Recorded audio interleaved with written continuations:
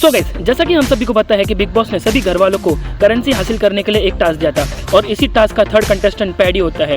फिर paddy room के अंदर जाता है और फिर बिग बॉस उससे पूछते हैं कि तुम्हारी खुद की कोई इंडिविजुअल गेम नहीं है, तुम सिर्फ डीपी, अंकिता और अभिजीत के ऊपर डिपेंडेंट हो। जिस पे पैडी कहता है कि हाँ सर, ये बात बिल्कुल सच है।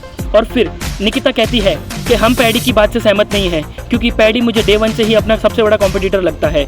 और फिर इसी बात का मुंह तोड़ जवाब देने के लिए अभिजीत कहता है कि मतलब तुम इस बात से सहमत हो कि पैडी की खुद की इंडिविजुअल कोई गेम है। जिसके बाद फिर जानवी जाती है और रेड बजर बजा देती है। जिसके बाद फिर जानवी कहती है कि पैडी अपनी मेहनत से यहाँ तक आया है और मुझे लगता है कि वो टीम बी का मास्टरमाइंड भी है। जिसके बाद फिर पैडी खाली हाथी उस रूम से बाहर आता है और फिर निक्की और उसके पूरे ग्रुप को जलाने के लिए कहता है कि धन्यवाद, तुमने एटलीस्ट मुझे समझा तो कि मेरी कोई इंडिविजुअल गेम भी है। जिसके बाद सभी घर वालों के बीच में काफी हीटेड आर्गुमेंट शुरू हो जाती है। और फिर अगली बारी आती है टीम ए से जानवी की और जानवी के ऊपर बिग बॉस ये स्टेटमेंट लगाते हैं कि तुम निकिता की परछाई हो। जिसपे जानवी कहती है कि नहीं सर, ऐसा कुछ भी नहीं है। जिसके बाद फिर अभिजीत हंसते हुए निकिता से ये पूछता है कि इसके ऊपर कुछ कहना चाहिए क्या, तुझे भी पता है कि सच क्या है।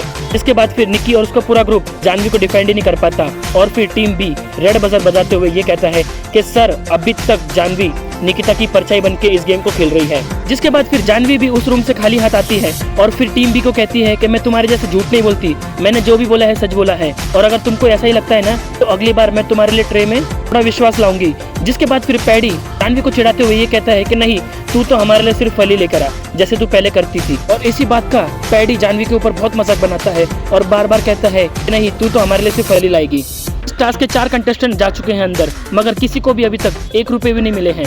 देखना ये होगा आगे के कंटेस्टेंट क्या अपने लिए बीबी करेंसी हासिल कर पाएंगे। आपको क्या लगता है, हमें कमेंट करके जरूर बताइए।